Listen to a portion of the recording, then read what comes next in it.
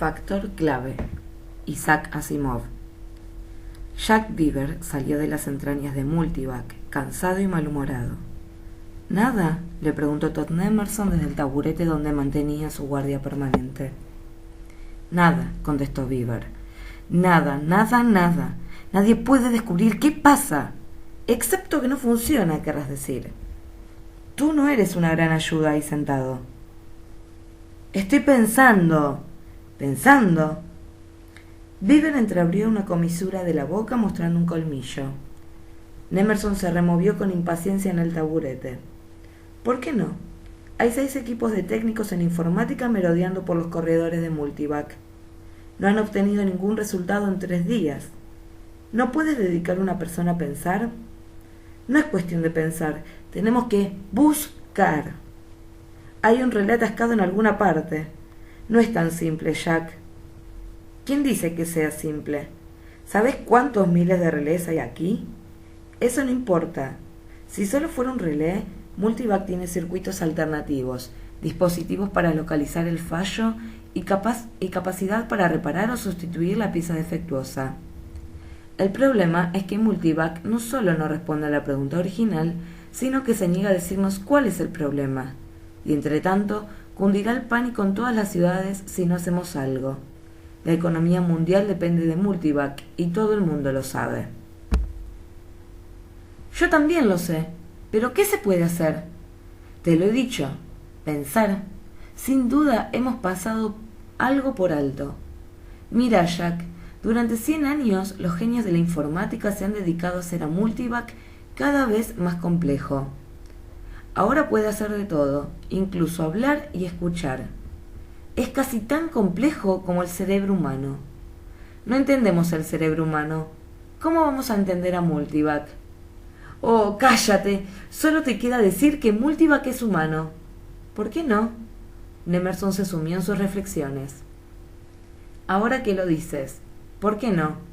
¿Podríamos asegurar si Multivac ha atravesado la fina línea divisoria en que dejó de ser una máquina para comenzar a ser humano? ¿Existe esa línea divisoria? Si el cerebro es apenas más complejo que Multivac y no paramos de hacer a Multivac cada vez más complejo, ¿no hay un punto donde...? Dejó la frase en el aire. Beaver se puso nervioso. ¿A dónde quieres llegar? Supongamos que Multivac sea humano.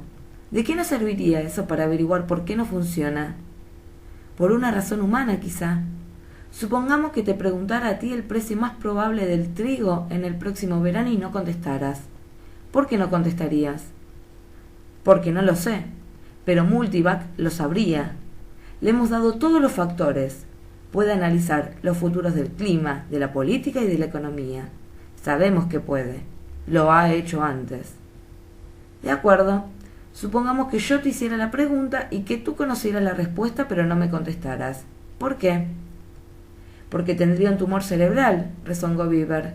Porque habría perdido el conocimiento, porque estaría borracho, demonios, porque mi maquinaria... Pero no lo han encontrado.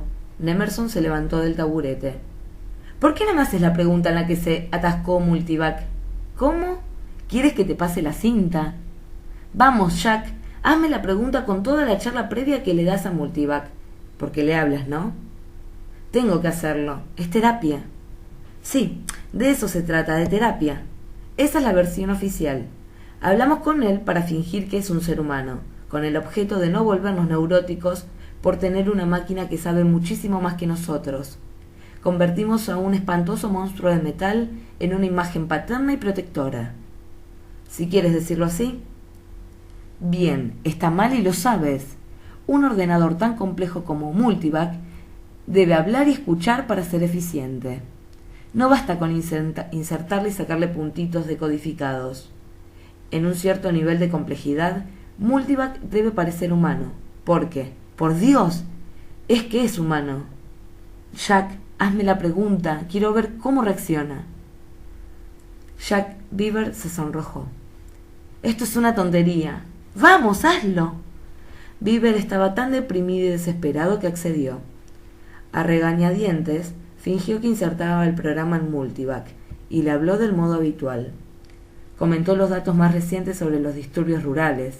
Habló de la nueva ecuación que describía las contorsiones de las corrientes de aire. Sermoneó con respecto a la constante solar. Al principio lo hacía de un modo rígido, pero pronto el hábito se impuso y habló con mayor soltura. Y cuando terminó de introducir el programa, casi con él, cortó el contacto oprimiendo un interruptor en la cintura de Todd Nemerson. «Ya está. Desarrolla eso y danos las respuestas sin demora». Por un instante, Jack Beaver se quedó allí como si sintiera una vez más la excitación de activar la máquina más gigantesca y majestuosa jamás ensamblada por la mente y las manos del hombre. Luego regresó a la realidad y masculló. «Bien, se acabó el juego. Al menos ahora sé por qué yo no respondería», dijo Nemerson. «Así que vamos a probarlo en Multivac. Lo despejaremos. Haremos que los investigadores le quiten las arpas de encima. Meteremos el programa, pero déjame hablar a mí. Solo una vez». Beaver se encogió de hombros y se volvió hacia la pared de control de Multivac, cubierta de cuadrantes y de luces fijas. Lo despejó poco a poco. Uno a uno ordenó a los equipos de técnicos que se fueran.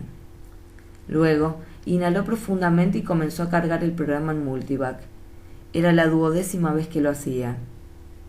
En alguna parte lejana algún periodista comentaría que lo estaban intentando de nuevo. En todo el mundo, la humanidad dependiente de Multivac contendría colectivamente el aliento. Nemerson hablaba mientras Beaver cargaba los datos en silencio. Hablaba con soltura, tratando de recordar qué había dicho Beaver, pero aguardando el momento de añadir el factor clave. Beaver terminó y Nemerson dijo, con un punto de tensión en la voz: «Bien, Multivac, desarrolla eso y danos la respuesta». Hizo una pausa y añadió el factor clave: «Por favor». Y por todo Multivac, las válvulas y los relés se pusieron a trabajar con alegría. A fin de cuentas, una máquina tiene sentimientos, cuando ha dejado ya de ser una máquina.